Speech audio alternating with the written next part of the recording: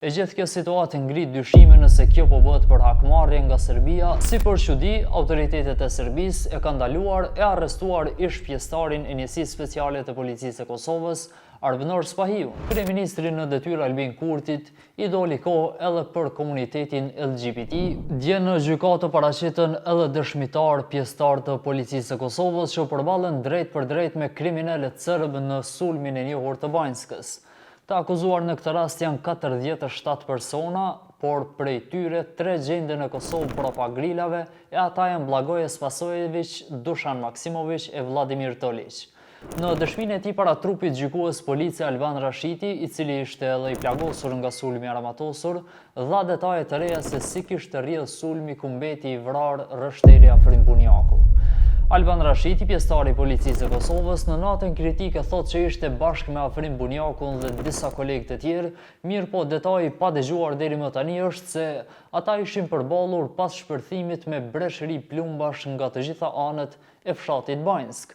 Madje edhe ndriçimin e kishin rregulluar terroristët në atë mënyrë që të kishin pamje të qartë gjatë sulmit.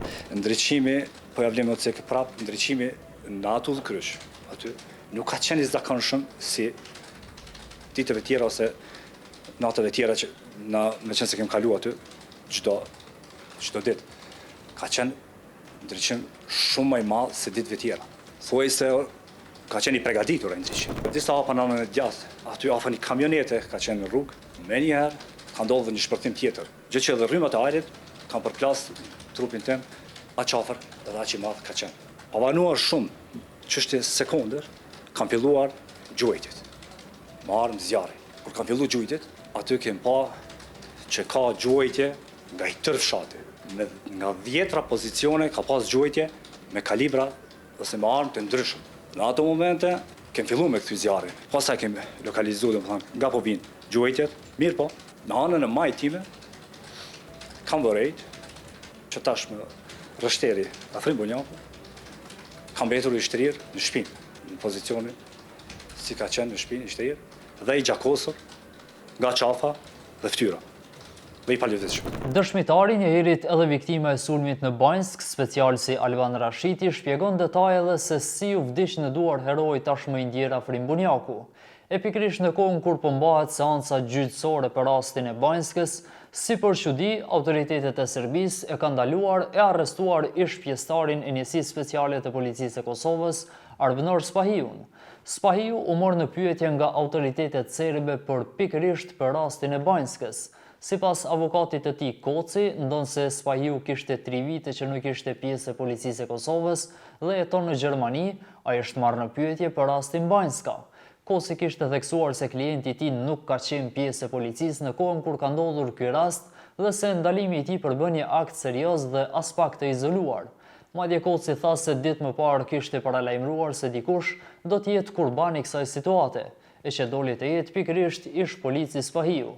Arbënor Spahiu, ish zyrtar policor i njësisë speciale, i është caktuar masa e paraburgimit 1 mujor në Serbi.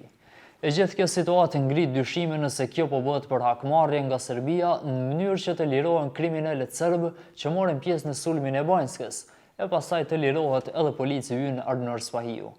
Pas gjithë kësaj situate, institucionet e Kosovës vendosën të heshtin, por vetëm për policin Arbënor Spahiu, sepse kryeministri në detyrë Albin Kurtit i doli kohë edhe për komunitetin LGBT, ku hapi zyrtarisht javën e tyre në Prishtinë, duke theksuar edhe përkushtimin e qeverisë për barazi dhe përfshirje për gjithë qytetarët pa dallim. Kryeministrit Kurti i doli pa kohë dje edhe të relaksohet në veri, saktësisht tek liçeni Ujmanit, nga ku fliste për hapësirat e ndërmarrjes publike hidroekonomike i Bërlepenci pranë liçenit të Ujmanit. Tashmë ka rend e ligj shërbime efikase për qytetarët dhe gjithë përfshirje, kishte shkruar Kurti. E në lidhje me këtë rast, deklarim publik pati vetëm nga Ministria e Punëve të Jashtme, ku sipas tyre lidhur me rastin është njoftuar edhe delegacioni i Bashkimit Evropian në Beograd.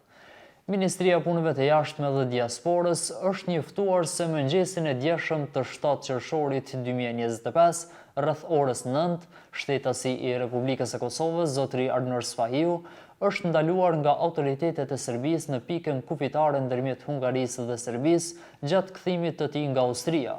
Në momentin e ndalimit, zotëri Spahiu po udhëtonte me autobus së bashku me anëtarët e familjes. Me njëherë pas marrjes së informacionit, zyra ndërlidhëse e Republikës së Kosovës në Serbi ka adresuar një kërkesë zyrtare pranë autoriteteve serbe përmes zyres ndërlidhëse të Serbisë në Kosovë me qëllim të konfirmimit të ndalimit, ofrimit të sqarimeve mbi bazën ligjore të tij, si dhe informimin mbi vendndodhjen dhe gjendjen aktuale të Spahiut, kishte thënë Ministria e Punëve të Jashtme dhe Diasporës për lajmin net. Po ashtu ata kanë thënë se do të vazhdojnë të ndjekin nga afër zhvillimet përmes kanaleve diplomatike përkatëse dhe do të mbajnë të informuar institucionet relevante dhe po ashtu edhe partnerët ndërkombëtar për çdo informacion të ri të konfirmuar zyrtarisht. E ndalime dhe arrestime të tilla e të ngjajshme si të ish zyrtarit policor në vazhdimsi në pikat kufitare të Serbisë ndodhin. Shpeshherë aty janë ndaluar ish polic, ish pjesëtar të UÇK-s, zyrtar të institucioneve të Kosovës e përfaqësues të OJQ-ve. E pikërisht për këtë, vazhdimisht bëhet thirrje që të shmanget kalimi nëpër Serbi, qoftë edhe kalimi tranzit, si shkak i provokimeve që bëjnë autoritetet serbe duke i ndaluar kosovarët.